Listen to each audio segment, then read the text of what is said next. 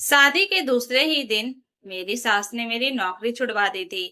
उस दिन मुझे बिल्कुल अंदाजा नहीं था कि सिर्फ 3 महीने बाद वही फैसला पूरे घर पर इतना भारी पड़ेगा कि सबकी रातों की नींद उड़ जाएगी।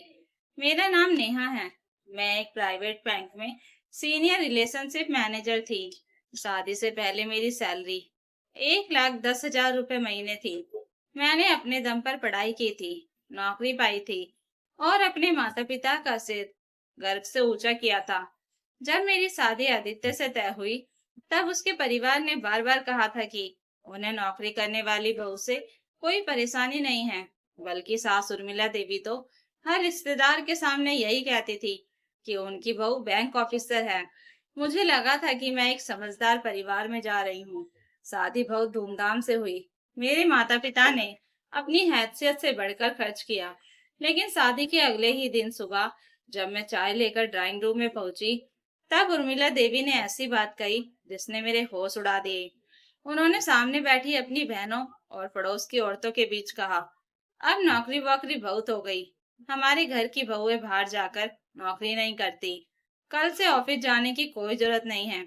मुझे लगा वह मजाक कर रही हैं। मैंने मुस्कुराकर कहा, मम्मी जी, मेरी सिर्फ 10 दिन की छुट्टी है, फिर मुझे ज्वाइन करना होगा। लेकिन उनका चेहरा बिल्कुल सख्त था।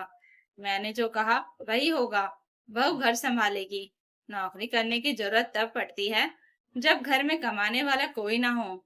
मैंने तुरंत आदित्य की तरफ देखा। मुझे उम्मीद थी कि वह कहेगा कि शादी से पहले सब कुछ तय था, लेकिन उसने नजरें झुका ली। उसी पल मेरे दिल में हल्की सी बेचैनी पैदा हुई।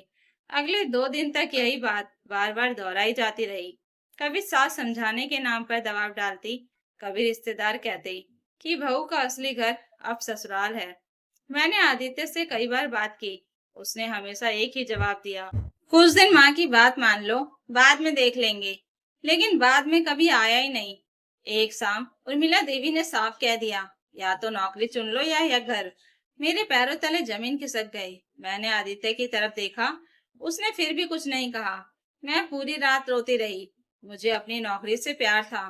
वह सिर्फ पैसा नहीं थी, मेरी पहचान थी। लेकिन मैं शादी टूटने के डर से कमजोर पड़ गई।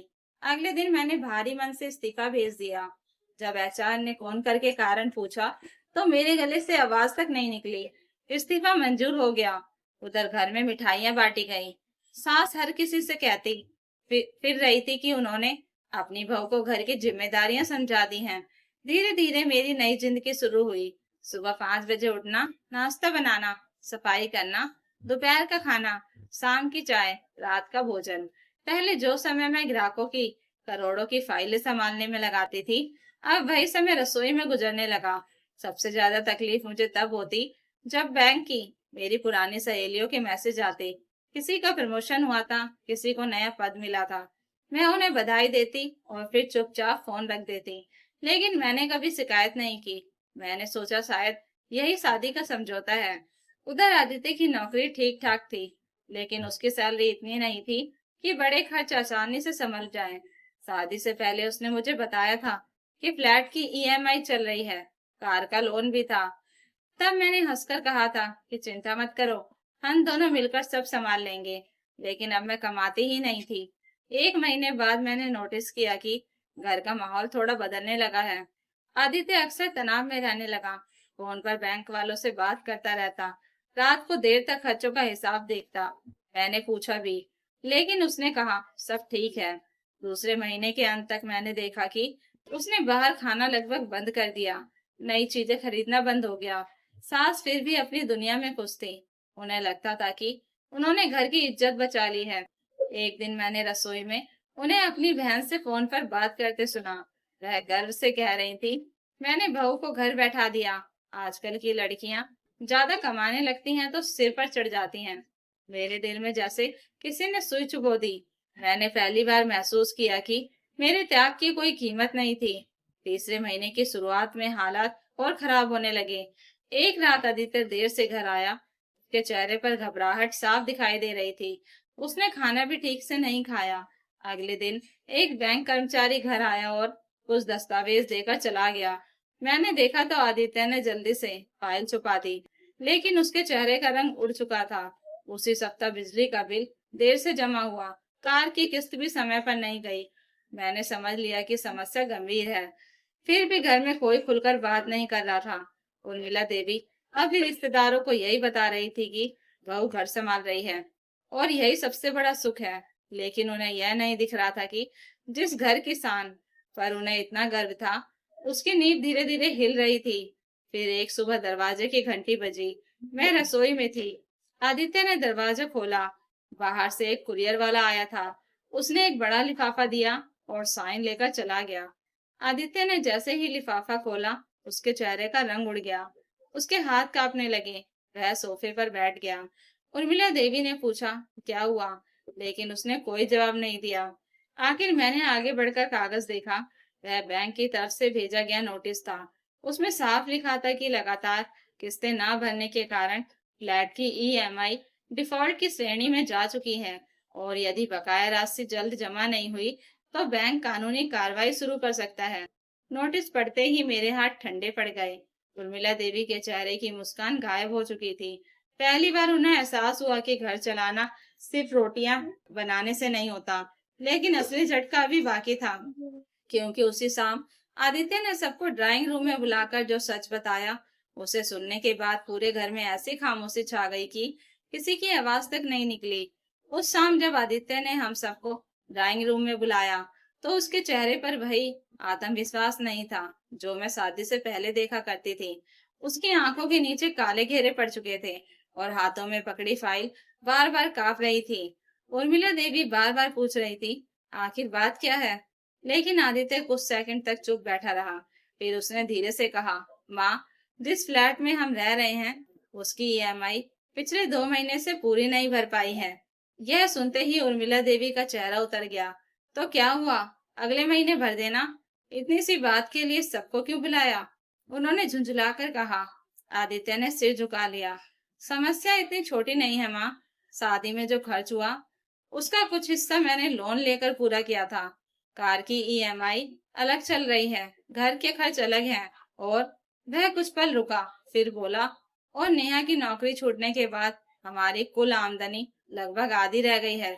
कमरे में सन्नाटा छा गया।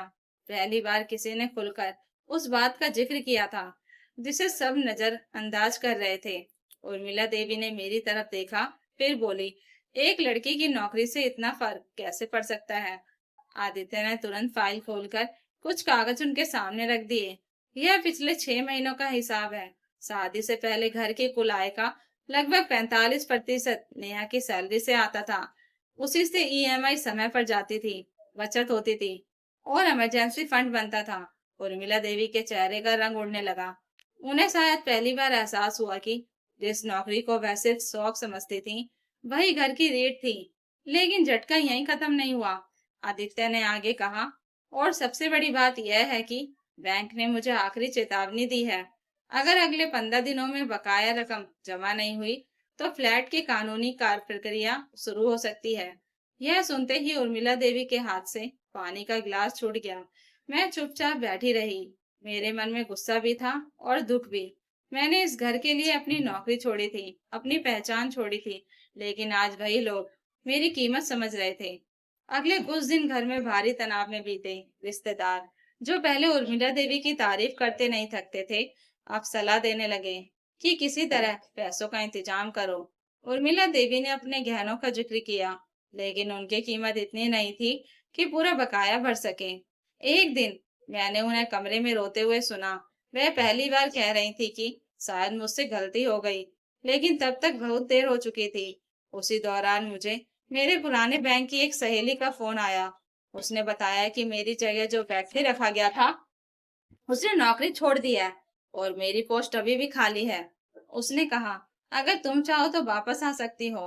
फोन रखते समय मेरे हाथ कांप रहे थे। मेरे सामने दो रास्ते थे। पहला, मैं सब कुछ भूलकर फिर से इस घर को बचाने के लिए नौकरी पर लौट जाऊं। दूसरा, मैं वही दर्द उन्हें महसूस करने दूं जो मैंने पिछले 3 महीने में झेला था। उस रात आदित्य मेरे पास आया। उसकी आंखें नम थी। उसने पहली बार मेरा हाथ पकड़कर कहा, नेहा, मैं तुम्हारा दोषी हूँ। मुझे उस दिन तुम्हारा साथ देना चाहिए था। मैंने उसकी तरफ देखा। वह सचमुच पछता रहा था। फिर अगले दिन कुछ ऐसा हुआ जिसकी मुझे उम्मीद नहीं थी। सुबह सुबह उर्मिला देवी मेरे कमरे में आई। वही उर्मिला देवी जिन्होंने मुझे नौकरी छोड़ने पर मजबूर किया था। उन्होंने मेरे सामने आकर हाथ जोड़ दिए। मैं स्तब्ध रह गई। उनकी आंखों में आंसू थे। उन्होंने कहा, बहू, मुझे माफ कर दो। मैंने तुम्हारी मेहनत और तुम्हारी पहचान की कीमत नहीं समझी। मुझे लगता था कि घर संभालना ही औरत का सबसे बड़ा काम है, लेकिन आज समझ आया कि घर चलाने के लिए सम्मान और सहयोग भी उतना ही जरूरी है। मेरे लिए यह पल आसान नहीं था।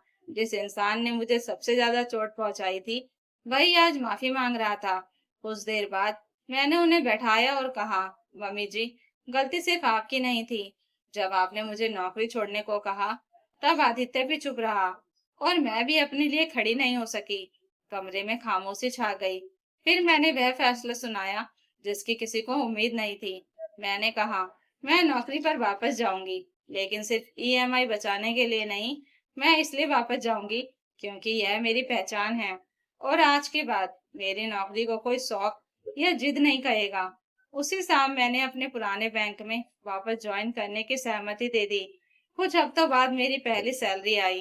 धीरे धीरे बकाया किस्तें भर दी गई। फ्लैट बच गया। लेकिन सबसे बड़ा बदलाव पैसों में नहीं, सोच में आया था। उर्मिला देवी अब हर किसी से कहती थी, बहू, घर भी संभाल सकती है और नौकरी भी। उसे रोकना नहीं, उसका साथ देना चाहिए। और जब कोई रिश्तेदार नई बहू को नौकरी छोड़ने की सलाह देता, तो सबसे पहले वही उसका विरोध करती थी। उस दिन मुझे एहसास हुआ कि जीत हमेशा बदला लेने में नहीं होती। कभी कभी जीत तब होती है जब लोग अपनी गलती स्वीकार कर लें और बदल जाए। और शायद यही इस कहानी का सबसे बड़ा सबक था। किसी औरत की कमाई सिर्फ पैसे नहीं लाती, वह उसके आत्मसम्मान, उसकी पहचान और पूरे परिवार की मजबूती भी साथ लाती हैं। तो दोस्तों, अगर आपको यह कहानी अच्छी लगी हो तो कमेंट करके जरूर बताइएगा और नई कहानियों के लिए चैनल को सब्सक्राइब जरूर कर लीजिएगा। Thank you for watching.